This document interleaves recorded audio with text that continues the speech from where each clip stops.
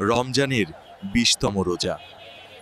ইফতারের ঠিক আগে শহরের এক ব্যস্ত মোড়। সবাই ছুটছে আপন গন্তব্যে, কিন্তু এই কোলাহলের মাঝেও এক বৃদ্ধ বসে আছেন। দূর থেকে দৃশ্যটি দেখছিল এক তরুণ। তার নিজের কাছেও বেশি কিছু নেই, শুধু একটি ছোট ইফতারের প্যাকেট। সে একটু দ্বিধা করল, নিজের ক্ষুধার কথা ভাবল। তারপর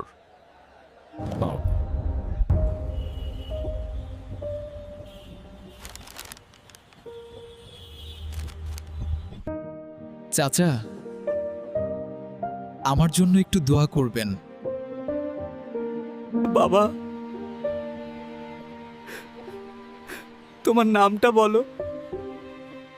নাম জানার দরকার নেই চাচা, আল্লাহ জানলেই যথেষ্ট। চারদিকে ভেসে উঠল মাগরিবের আজানের ধ্বনি। রাস্তার একপাশে দাঁড়িয়ে শুধু পানি দিয়ে রোজা ভাঙল সে। পেটে ক্ষুধা থাকলেও তার চোখে মুখে ছিল অদ্ভুত এক প্রশান্তি।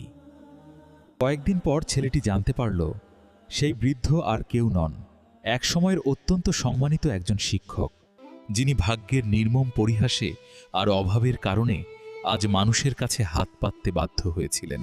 সেদিন ছেলেটি বুঝেছিল, রমজান শুধু পেটের ক্ষুধা কমায় না, রমজান মানুষের অহংকার ভেঙে দেয়।